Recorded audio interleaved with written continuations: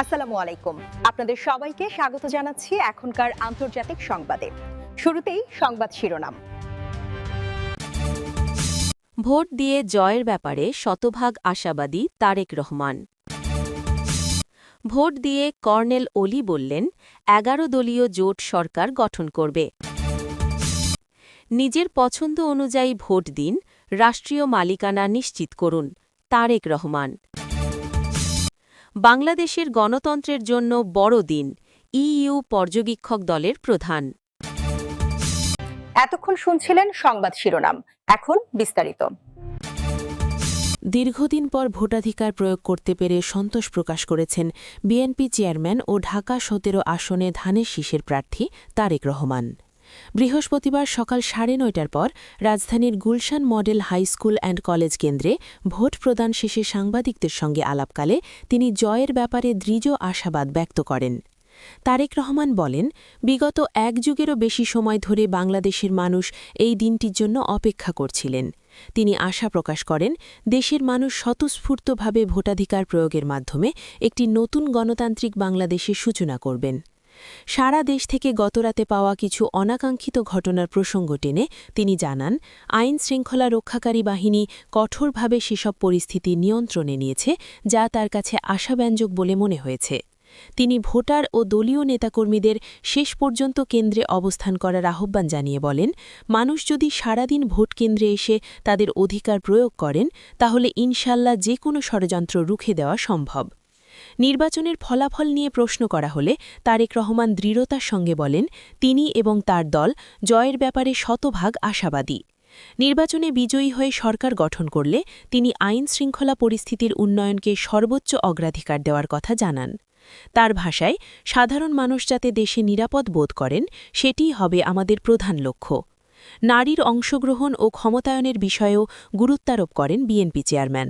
তিনি বলেন, দেশের মোট জনসংখ্যার অর্ধেক নারী, তাদের পিছিয়ে রেখে দেশের উন্নয়ন সম্ভব নয়। নির্বাচনী ইশতেহার অনুযায়ী নারীর যথাযথ মূল্যায়ন ও ক্ষমতায়নের কাজ প্রথম দিন থেকেই শুরু করা হবে।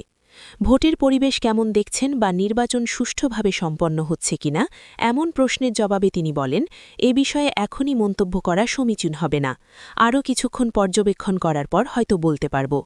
সবাইকে সঙ্গে নিয়ে একটি সুন্দর ও স্থিতিশীল আগামীর প্রত্যাশা ব্যক্ত করেন তারেক রহমান। চট্টগ্রাম ১৪ আসনের একটি কেন্দ্রে নিজের ভোট দিয়েছেন লিবারেল ডেমোক্রেটিক পার্টির চেয়ারম্যান ড কর্নেল অবসর অলি আহমেদ বীর বিক্রম। ভোট প্রদান শেষে তিনি দেশের রাজনৈতিক ভবিষ্যৎ নিয়ে আশাবাদ ব্যক্ত করে বলেন, আগামীতে ১১ দলীয় ঐক্যজোট সরকার গঠন করবে। চন্দনাইশ ও সাতকানিয়ার রানুষ সঠিক সিদ্ধান্ত নেবে বলেও মন্তব্য করেন তিনি। বৃহস্পতিবার ১২ ফেব্রুয়ারি সকালে চন্দনাইশ সদর প্রাথমিক বিদ্যালয় কেন্দ্রে ভোট দেন কর্নেল অলি। পরে সাংবাদিকদের সঙ্গে আলাপকালে তিনি বলেন, এখন পর্যন্ত কোনো কেন্দ্র দখলের অভিযোগ পাওয়া যায়নি। গত ৩ দিন ধরে নির্বাচনী এলাকাগুলোতে মোটামুটি শান্ত পরিবেশ বিরাজ করছে। তবে প্রতিদ্বন্দ্বী প্রার্থীর বিরুদ্ধে অভিযোগ তুলে তিনি বলেন, বিভিন্ন গ্রামে বিএনপি মনোনীত ধানের শীষের প্রার্থী জসিমের পক্ষ থেকে টাকা বিতরণের অভিযোগ পাওয়া গেছে। এ ঘটনায় জড়িত অনেককে সেনাবাহিনী ও পুলিশ গ্রেফতার করেছে বলে জানান তিনি।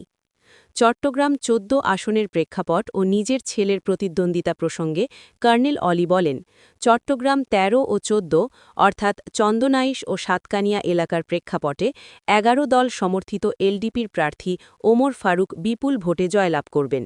সাধারণ মানুষ ওমর ফারুকের সঙ্গে বেইমানি করবে না। ভোটারদের সজাগ থাকার আহ্বান জানিয়ে তিনি আরও বলেন, তারা হয়তো অন্য পক্ষ থেকে টাকা নিতে পারে, কিন্তু ভোট দেওয়ার সময় সঠিক সিদ্ধান্তই নেবেন। সাবেক এই সামরিক কর্মকর্তা ও রাজনীতিবিদ মনে করেন, দেশে একটি সুন্দর প্রশাসন গড়ে তুলতে সুষ্ঠু নির্বাচন নিশ্চিত করা অত্যন্ত জরুরি। উল্লেখ্য, চট্টগ্রাম ১৪, চন্দনাইশ ও আংশিক সাতকানিয়া আসনের ভোটার হলেও তার ছেলে ওমর ফারুক ছাতা প্রতীকে লড়ছেন চট্টগ্রাম ১৩ আসনে।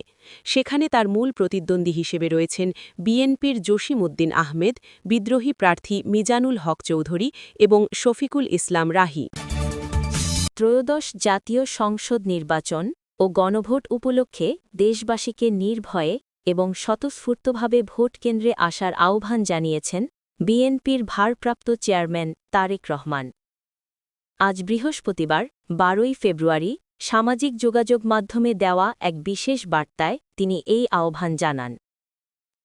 তারেক রহমান দেশের সাধারণ ভোটারদের উদ্দেশ্যে বলেন, উৎসবমুখর ও শান্তপূর্ণ পরিবেশে সবাইকে নিজ নিজ ভোটাধিকার প্রয়োগ করার অনুরোধ জানাচ্ছি। যাকে উপযুক্ত মনে করেন তাকেই ভোট দিন, নিজের পছন্দ অনুযায়ী ভোট দিন, নিজের রাষ্ট্রীয় অধিকার ও মালিকানা নিশ্চিত করুন। তিনি আরও বলেন, আজ নির্বাচিত প্রার্থীদের হাতে দায়িত্ব অর্পণ করলে আগামীকাল থেকেই সংসদ সদস্যরা জনগণের সেবায় নিয়োজিত হবেন।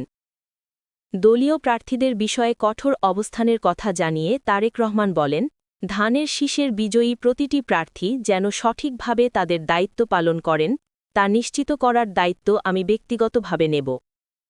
তিনি বিশ্বাস করেন, জনগণের স্বতঃস্ফূর্ত অংশগ্রহণে একটি অবাধ ও সুষ্ঠু নির্বাচনে বিএনপির বিজয় সুনিশ্চিত।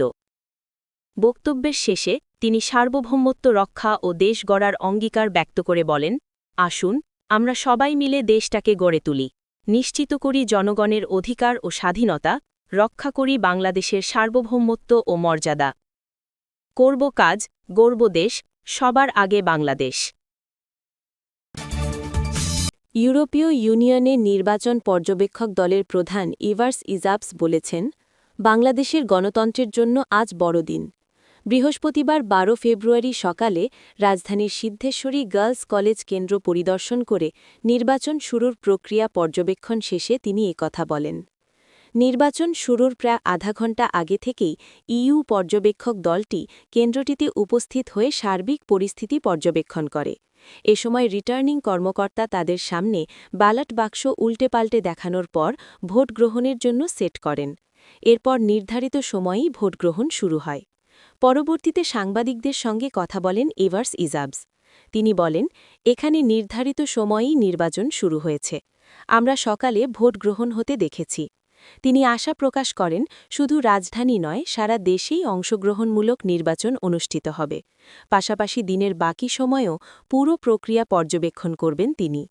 এ কেন্দ্রের প্রথম ভোটার রীতা খন্দকার বলেন, দীর্ঘদিন পর ভোট দিতে পারছি, খুবই এক্সাইটেড লাগছে। দুর্নীতিমুক্ত ও যোগ্য নেতৃত্ব আসুক, যেই আসুক যেন দেশের ভালো চায়। তিনি আরও জানান, এর আগে তিনি গণভোটেও অংশ নিয়েছেন। সকাল থেকেই কেন্দ্রটিতে শান্তিপূর্ণ পরিবেশে ভোটগ্রহণ চলছে এবং ভোটারদের উপস্থিতিও লক্ষ্য করা গেছে।